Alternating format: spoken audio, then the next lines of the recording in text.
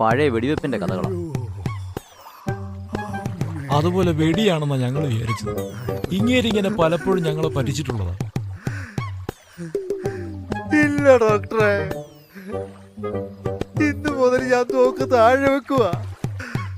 കഥ പറച്ചില് നിർത്തി. അല്ലെങ്കിൽ ജീവൻ പോകുക എന്ന് പറഞ്ഞാലും ഒരുത്തരും കാണിയേല. ഈശ്വര, ആക്രമക്കുമാർ രക്ഷപ്പെട്ട്. ഇതാണ് ഈ ബുദ്ധി നേരത്തെ തോന്നിയിരുന്നെങ്കിൽ ഇങ്ങനെ മറന്നു കിടക്കണ. എങ്കിലും നിന്നെയൊക്കെ ഞാൻ എത്ര തവണ വിളിച്ചു, ഒരുത്തരെങ്കിലും തിരിച്ചു വിളിക്കട്ടെ.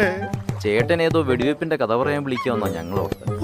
പുലി വരുന്നേന്ന് പറഞ്ഞ അവസാനം പുലി വന്നപ്പോ ആരുമില്ല. ഭാര്യ റിസൾട്ട് കൊണ്ട് വരട്ടെ, എന്നിട്ട് ഓപ്പറേഷൻ വേണമെന്ന് പറയാം കേട്ടോ. എന്റെ തോക്ക് അവിടെ വെച്ചു. തോക്ക് കോപ്പ്, നീ മിണ്ടിപ്പോ ഒരു തോക്കിന്റെ കാര്യം അതൊക്കെ എടുത്തു വെച്ചിട്ടുണ്ട്. ഇല്ല, ഇനി തോക്കിനും കഥകൾക്കും ഷോർട്ട് ബ്രേക്ക്.